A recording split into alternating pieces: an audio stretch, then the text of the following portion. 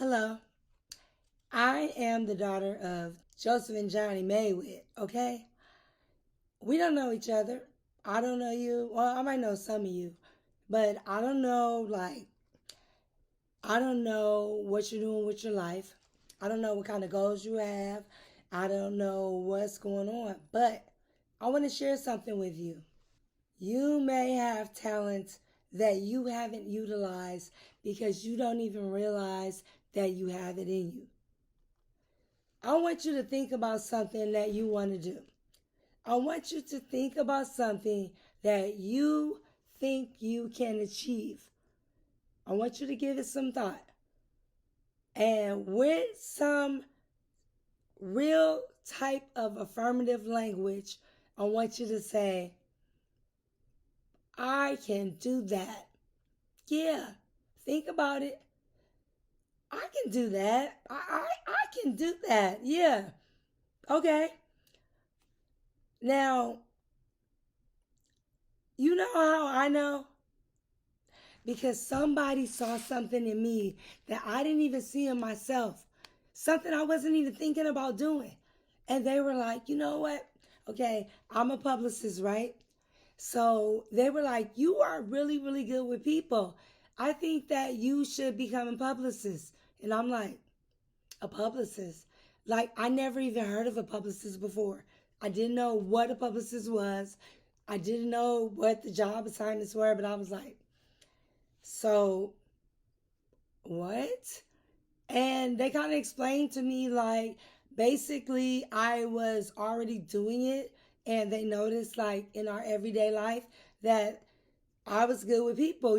I'm a dot connector. So all you got to do is put me in a room with people and you would swear that I knew people. And I'm like, I don't know her. We just met. I never meet a stranger. So that little egotistical voice in the back of my head was like, you got this. So I leaped out on faith and I was like, all right, let's do it.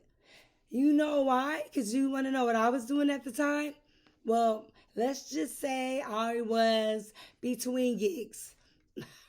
So I don't know how old you are in the audience, but if you remember between 2008 and 2009, the real estate world, yeah, it kind of went tanked.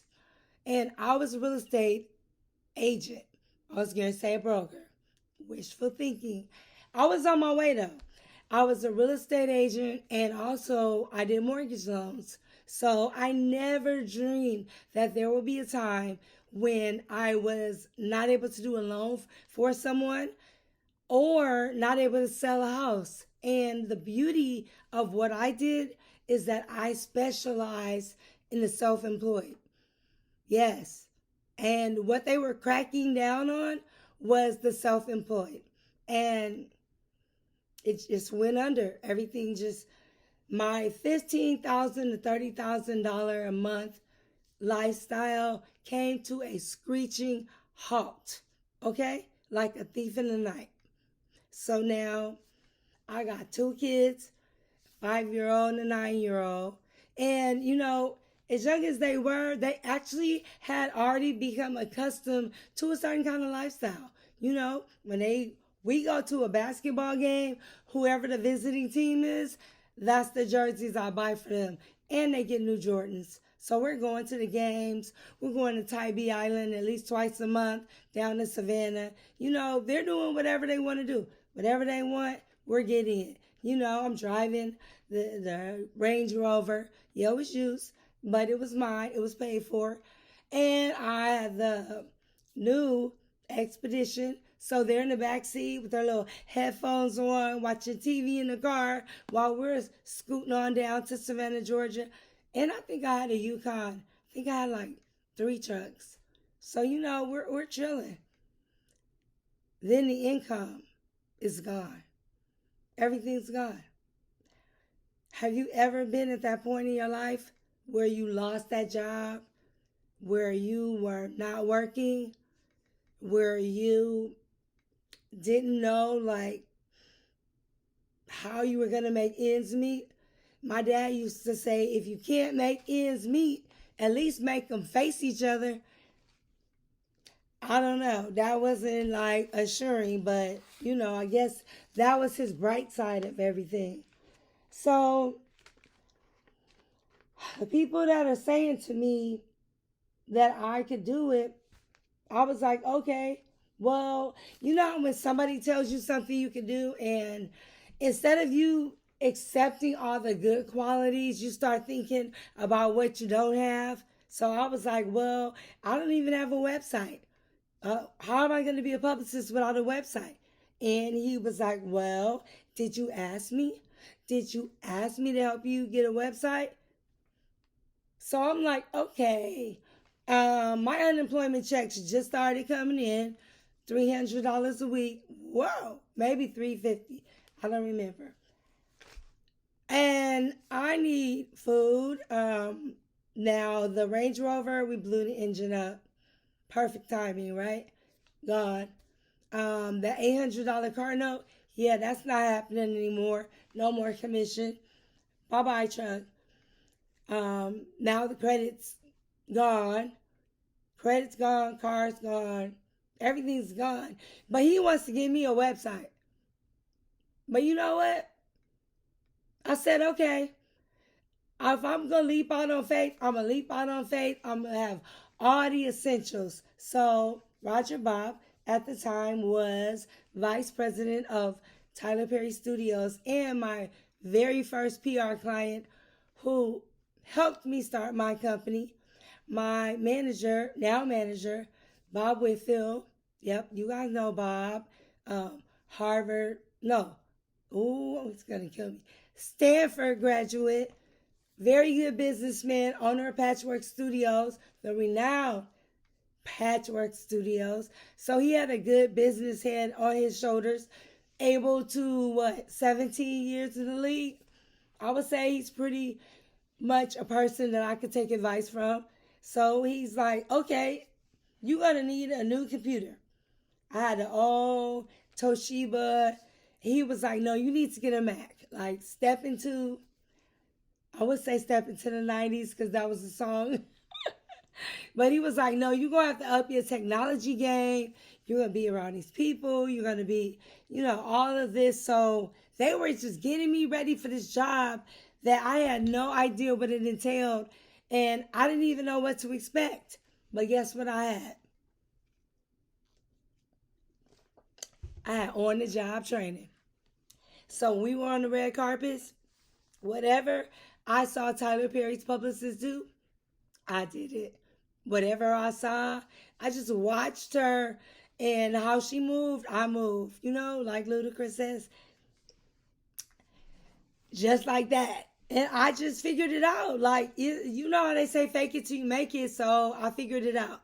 And yeah, I was kind of like the envy of all the PR people that wanted to land the VP of Tyler Perry Studios, um, the supervising producer of House of Pain, the creator of Meet the Browns. Yeah, they wanted to land him as a client, but he chose me. I was chosen. I was happy. I wasn't like making a lot of money, but I was like, you know what? I was bartending. That brought home cash. I was cleaning. This is before the PR thing. Let's rewind. I was bartending because that brought cash in. I was cleaning apartments for the actors. So before they came in there and saw me, right? So I cleaned the apartments. What else was I? Oh, a personal assistant to one of the actors. So I was personal chef, personal assistant, personal chauffeur, everything. Like, I was going to do what I had to do to feed my children, my 5-year-old and my 9-year-old, who really didn't know what was going on, but they did see the car disappear, and they saw the old little Camry that my parents brought down here for me to drive. Actually, I think it was Bob who gave me a car back then, like a little used car to drive, because he wasn't driving it, so why not? Okay, so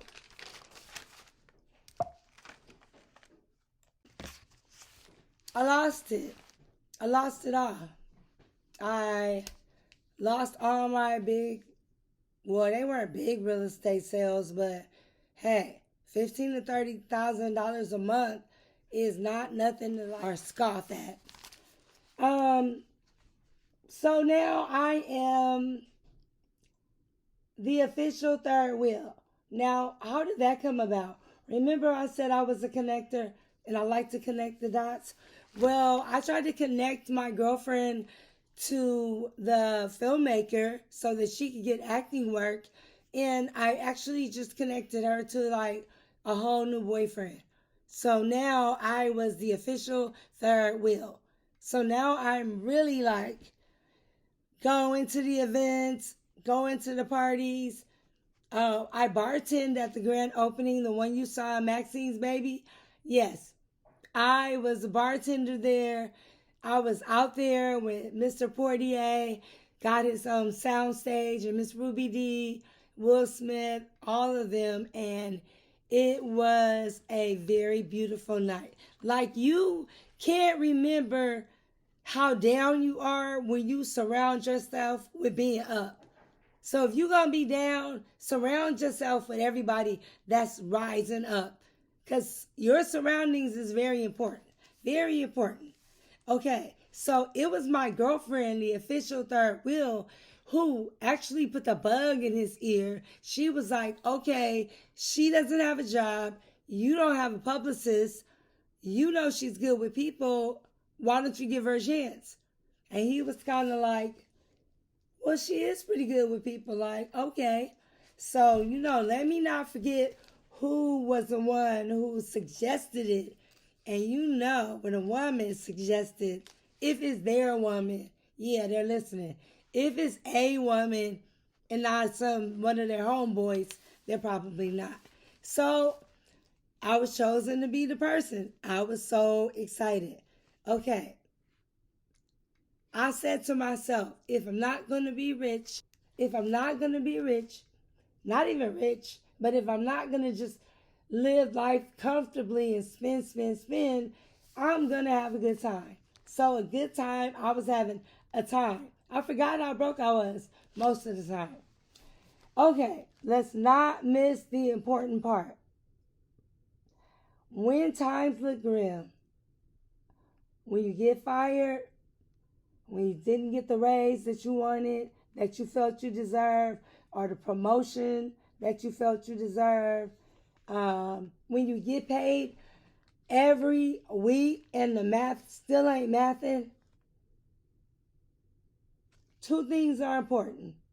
Number one, you always have to keep a positive attitude no matter what it looks like on the outside. You are going to get through this.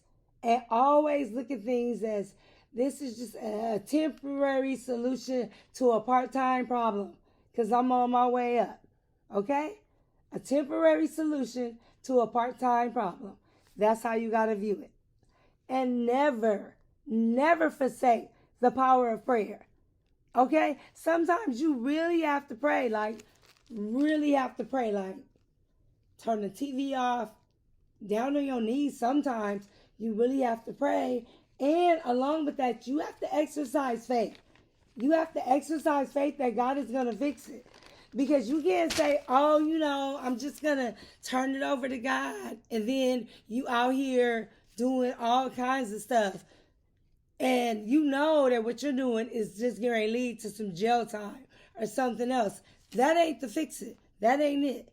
So when you say you are going to have faith, you have to really live by that faith. Now, faith without works is dead. So you do have to still be doing something. You can't have faith and be sitting back watching the Sherry Shepherd show every day and all my children, if that still come on. You still got to keep working.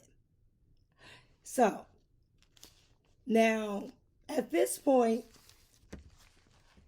I'm excited. New gig. And then, remember, I was doing real estate, but I was working on site. So I was living on site. So half of it was the sales community. Sorry about that. And the other half was rentals. So now everyone living on site has to move. Why? Because the bank took the building back from the owner because they could no longer afford the building. So they come in, yeah, we're going to be taking over. Thank you. Like, your services are no longer needed to the entire office. Everybody is out. And you have to move within 30 days if you live in a property on site. So now I'm about to be homeless, prestigious, and wait a minute. No, not me, not Jonelle, not the daughter of Joseph Witt. No, no, ma'am, no, sir. Okay, so that same day, I'm like, wow, I gotta move. A friend of mine calls me and says, I need you to go over to my house and meet the sheriff because I need to evict these tenants. So I'm like, okay, like I sold him 5 houses. So I can do him a solid and go meet the sheriff, right? And quiet as it's kept, I love to do evictions. I know that sounds terrible. But you know what else is terrible? When I let you move in an apartment or a house with that back toe up credit because you looked me in my eyes, gave me the security deposit, and told me that you wanted to change your life and you were going to do right by me. And after the first month's rent, you're ducking and dodging, not paying. Oh, yeah, I'm happy about the eviction. Because if it comes time for eviction, that means you ain't paid in a minute if we're doing the evictions. So I taught him. So, of course, we didn't, at our last wits end, basically. So I go over there, meet the sheriff. We knock on the door. Well, the sheriff knocked on the door. I'm hiding behind the sheriff. Like, yeah, better be glad the sheriff holding me back. I wasn't doing that. But I wanted to. So something told me to look under the mat. So we look under the mat, right? And the key is under the mat. I was like, oh, that's weird. So we go inside. The entire place is cleaned out. Like, they're gone. They are gone. They cleaned up.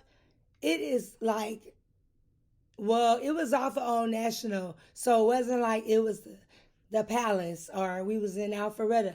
But it was a 3-bedroom house and 1 bathroom. And my mind was like, ooh, can you say new place to live the same day? See, this is how God works when you have faith and you have the power of prayer. You believe in the power of prayer. Okay? So I was like, immediately, all right, we're going to make this work. So I painted the kids' rooms orange and green like the Nickelodeon Hotel so that they could just find joy, because when we had money to spend, we was down in Orlando. After we went to Tybee Island, we were switching it up every other week. Orlando, the Nickelodeon Hotel, and Tybee Island. So I said, I'm going to make the rooms look like the Nickelodeon Hotel. So I also got Pedro, and I'm not being funny, Pedro, who worked at the apartments, to come and paint the other rest of the house. And I had some marble tile. So I put the marble floor tiles down in the dining room and the living room, got the walls painted, got the granite, not the granite, I got the other tile and the floors and decor, and I got my toilet, like the good toilet I always took to every house. That is like the most important thing to me in a house, the toilet. So I got the good toilet, uplifted it, uprooted it, and brought it over there and made it home. And that was one of the happiest, like most content periods in my life. I didn't have the most, but I was happy. And probably because my friend, check this out, also said, I'm going to pay the mortgage and I'm going to pay the electricity bill until you figure it all out and figure out what you want to do or what your next move is and get back on your feet. Now, when we think about it, how much money will we have saved if we did not have rent or we did not have a mortgage? How much extra cash would you have at the end of the month? So I was elated All I had to worry about was the gas and the water bill. And I was hoping it was electric so that everything, so I wouldn't even have a gas bill. But I did have a gas bill, but it was all good in the hood, okay? So this is how you know God has a good sense of humor, because I was like 4 minutes there. I don't know what we're going to do next, but it all worked out. So we're going to go back to the words of Tom Brady. I don't know if you guys saw, I think it's called Brady 80, the new movie with Tom Brady. But it was something in there that he said that resonated with me. When there's adversity, and I think I'm the queen of facing adversity, you got to say to yourself, as soon as it happens, don't think negative. Say, this is going to be an amazing comeback. Like, however I get out of this situation, it's going to be an amazing comeback. And not only that, but this is going to define my life. This is going to be a definition of how things are going to be going forward. Because the way you come back is going to define how resilient you are, how reliant you are on prayer, on exercising faith, on your belief in a higher source that can get you through the really hard times. Then you have to say, it's going to work out. It's going to work out. Even if you don't know how, you got to say all of that, and you got to be affirmative. You know what? Repeat after me. This is going to be an amazing comeback. Man, you got to say it like, man, this is going to be an amazing comeback. Like, the lights got turned out. I got fired today. The rent is due. My account's overdrawn. But this is going to be an amazing comeback. Like, I don't know how I'm going to turn this around in 72 hours. But when I do, because I will, you got to keep saying you will. Don't say what you can't do. Say what you can do. Say what you can do. Remember that part, okay? I can do that. I can do that. All right. So, I got a place to live. I'm happy. And it don't just stop there. I'm the official publicist. I have to quit my bartending job. No more cleaning. I can't be the housekeeping, bartending publicist. I mean, I could have, but I couldn't. So the moral of the story is, I stepped out on faith. I put my best foot forward that very day. And that's how I know if I did it based on what somebody else saw in me, that you can do it too. I'm quite sure by now you know exactly what it is you want to do. You thought about it, like you thought about that business you wanted to start. You thought about it. But you probably, I'm going to probably say 85%, you don't have enough faith and confidence in your abilities is the only thing that's holding you back, and maybe financial resources. Now, what I did have was help, as you guys saw. So don't go running out after you done heard me, you done heard Coach Stormy, you done heard Les Brown, you done heard Grant Cardone, and now you didn't quit your job and don't even understand what's happening here. By now, you probably know exactly what you want to do, but not having enough confidence in your abilities is probably the only thing that is holding you back.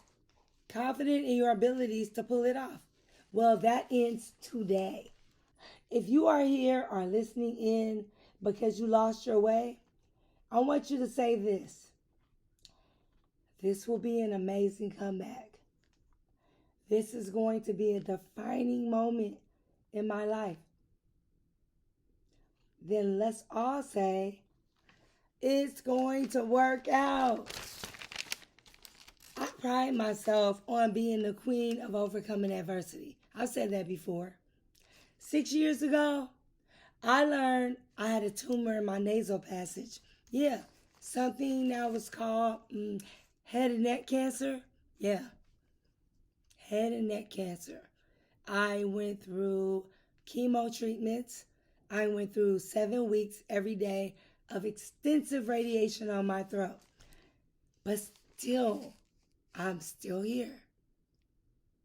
At 25, I learned I was adopted. Oh, I was attempting to get a duplicate birth certificate and LA County, the LA County records.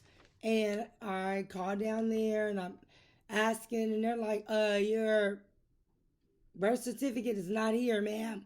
And I'm like, well, I was born on Sunset Boulevard in Hollywood, California. Like, it don't get no more LA County than that. Where's my birth certificate? That would be with the other adoption files up in the Bay Area in Sacramento. I was like, are you sure you're spelling my name right? They were like, yes, ma'am. I'm like, okay. They were like, good day, ma'am. Click. With an attitude. Whew. 2 years ago, I learned my biological mom was still alive. My grandmother, my 88-year-old grandmother, is still alive. Wow. I learned I had 2 sisters, actually 3 sisters and 1 brother, still alive. They all lived in Pasadena when I was growing up. Right down to 101, I was in South Central LA. Wow. That was like, okay. So I didn't meet my mom for 9 months, but I was interested to ask my grandmother some questions. My mom had me, she was 13 years old when she got pregnant. So who you going to be mad at? Not her. And technically, and actually, I wasn't upset with anyone. Like, I was excited to find family because I was just trying to figure out, the type of cancer I had, they said was not common in African Americans. So I was trying to go to Ancestry to see that I come over on the Mayflower or on the planking ship, like which one. So, and then I found the whole family through one cousin. Shout out to Tuesday. So, my grandmother, I did want to say 2 things to her. Number one, I wanted to thank her, which I did. And I told her, Grandma, I'm so happy to have a grandma that I could call Grandma. I was like, Grandma, thank you.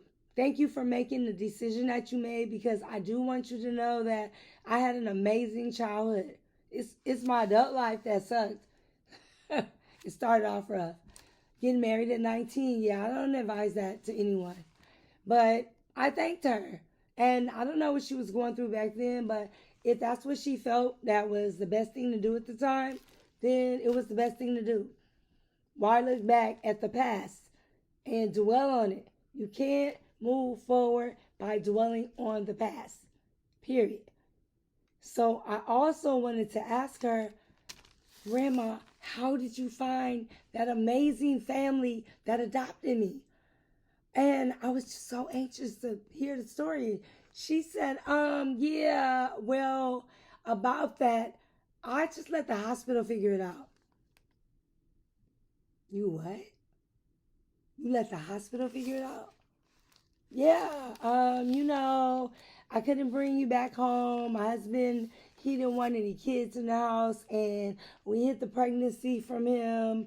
And I figured, it's not something I'm proud of, but I let them figure it out. So I was left behind. Wow. Well, guess what?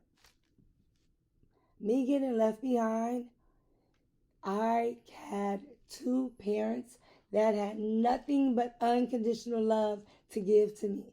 I had no siblings, and no, I was not spoiled. I was an only child. And I got everything I wanted. Everything was great. So I had no qualms about it. And I thanked her for that. Had my own room, my own TV, uh, bikes, skates, friends. They taught me how to make God my personal friend. They taught me how to pray and make God my personal friend. And that is something that a lot of adults and grown people have not even mastered. You would be surprised. So, wow, let that sink in. The lesson is you're never too old to learn. You see all those things I learned? And over the age of 45, I got my associate's degree in web graphics and web design, not webmaster. So never stop learning. Never stop learning. Actors never stop acting, never stop perfecting their craft. You'll be surprised at the ones that, especially the comedians, they go and try out new material. No matter how A-list they are, they will go to comedy clubs and they always perfect their craft. Never stop learning, never stop praying, never stop exercising faith. Period. Here's what I want you to know. I was left behind, but I was still chosen. And so are you. I was left behind at birth, but I was still chosen. And so are you. Today is the day that you decide what it is you want to do and start planning. Improper planning leads to piss poor performance. So do proper planning, proper budgeting, proper everything. And if you want to do it, you figure it out. You leap out on faith and you do it. Do it with a friend. Do it with a group. Do it with an accountability partner. Just don't sit around talking about it. I was left behind and I was still chosen. And so are you.